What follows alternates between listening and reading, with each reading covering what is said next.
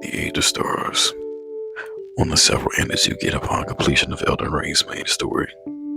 It's also the ending not getting following Ronnie's quest line, and this happens to be one of my favorite ones out of all the other options you get. While all the other ones seem to be more in line with Dark Souls and how they typically choose to end their stories with like a more melancholy tone.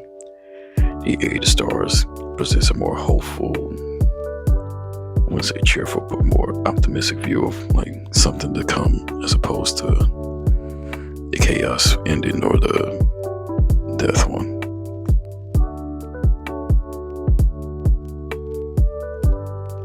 Elden Ring, like many other players, was my first FromSoft game that I've completed, and started like a new game plus with. Before this, I had never beaten like Bloodborne or Dark Souls. I haven't even touched any of those games yet.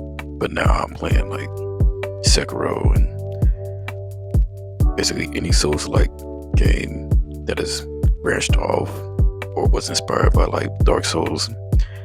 It's a cakewalk after playing Elden Ring or anything like it. Like,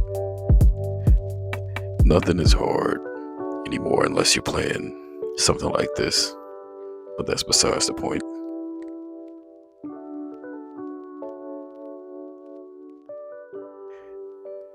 For me, when deciding to go for like which ending, I like to complete all side quests. I'm more for like a completionist when it comes down to games that I'm like really invested in, and I was debating between the Chaos Flame ending, where it just sees everything on fire, the world, the Erd Tree, everything.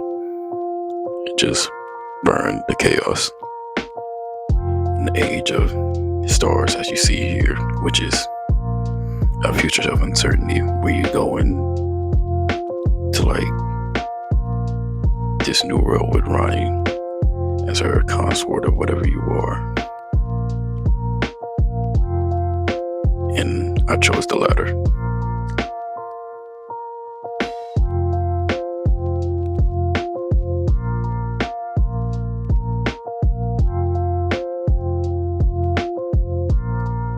If you played Elden Ring or know anybody that has, what was the boss that had you hung up on the most? Like one that you've heard a lot about, but once you got to him, it was nothing. For me, it was Radagon.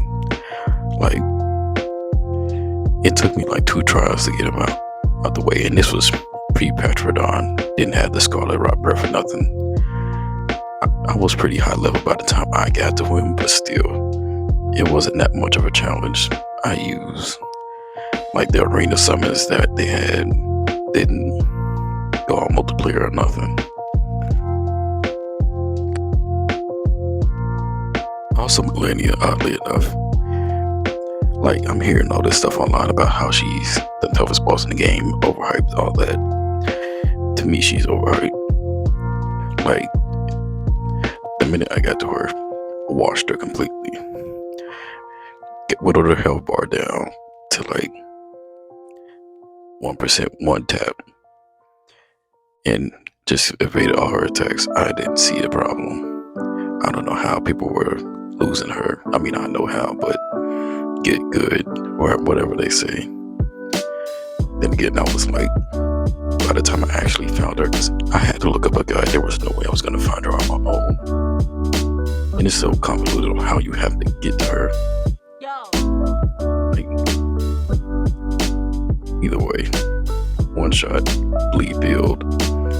Level. I'm not going to say what level I was, but just know it's in the triple digits.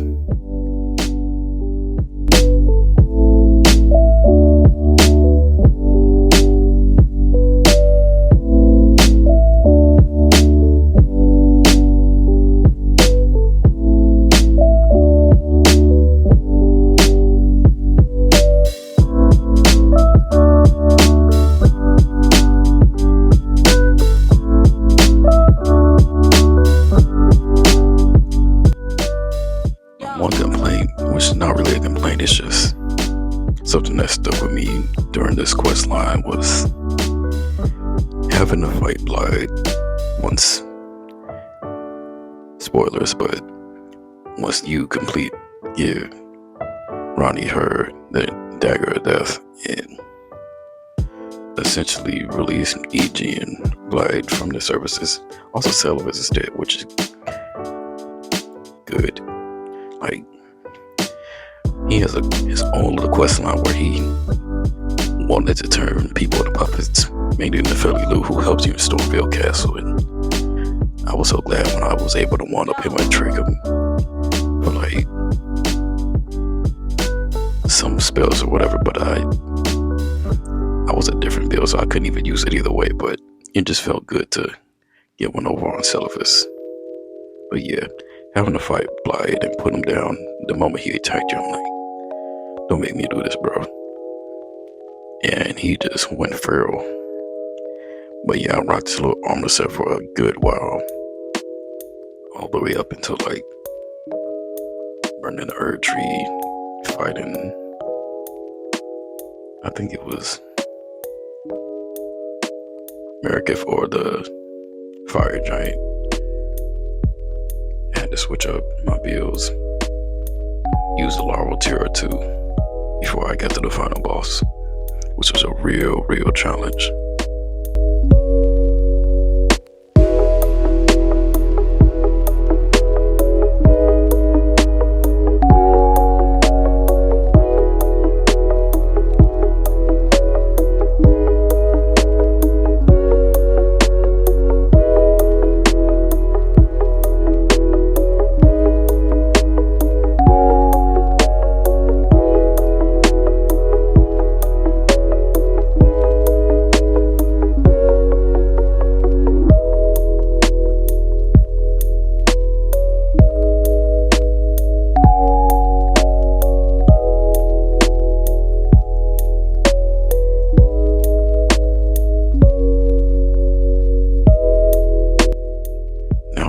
Second playthrough, I'm gonna see what the chaos ending is all about. I know all the steps to get to it. It's not really hard to achieve, but there is like this one step, like spoilers again. Like after you beat the boss to get to the three fingers, you have to like do a bunch of jumps down the catacombs, and I died so many times the first time trying to get down there just to reach the three fingers that I almost just rage quit, threw my controller across. That was harder than any boss. I don't care what nobody says. Trying to time your jumps and angle it properly. Software needs to be stopped with that. But I felt accomplished it right afterwards. Will I be able to finish before Starfield and Mortal Kombat 1 comes out? Who knows, bro? But yeah, we're gonna find out. Maybe I'll speed run it on one of these weekends when I have time. But that's neither here nor there.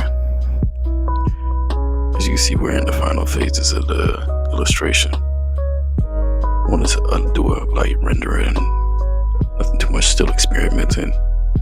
Now we're just working on the background. I've received a comment when I posted the image by itself on Tumblr that was like, damn, no Selvus. I'm like, you know what he did, what he would have did. You know, like, yeah, you're right. You got it, both. And I'm like, yeah, no love for Selvus or anybody like him. I would take Patches over Selvus any day. And Patches threw you down a mountain. He didn't throw me down a mountain because I wasn't going for that, but yeah. Also, in my first playthrough on my other system, I killed Patches. Didn't know what he was about because I never played a Soulsbourne game before. And doing some more like research and lore videos, I'm like, oh, I probably should have kept him around just for a little bit.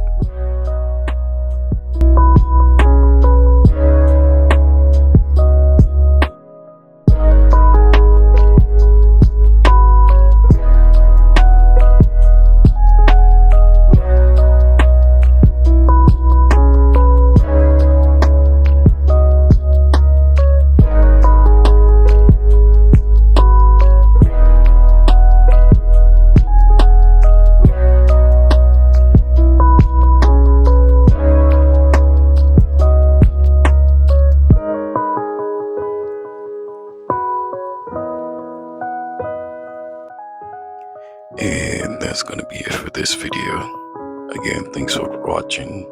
Remember to support me in my links below. I also have commissions open. Or if you just want to support me on Ko-fi or Patreon, you can do that. Another episode coming Friday. Fingers crossed. Don't hold me to it. And always remember, stay rotten.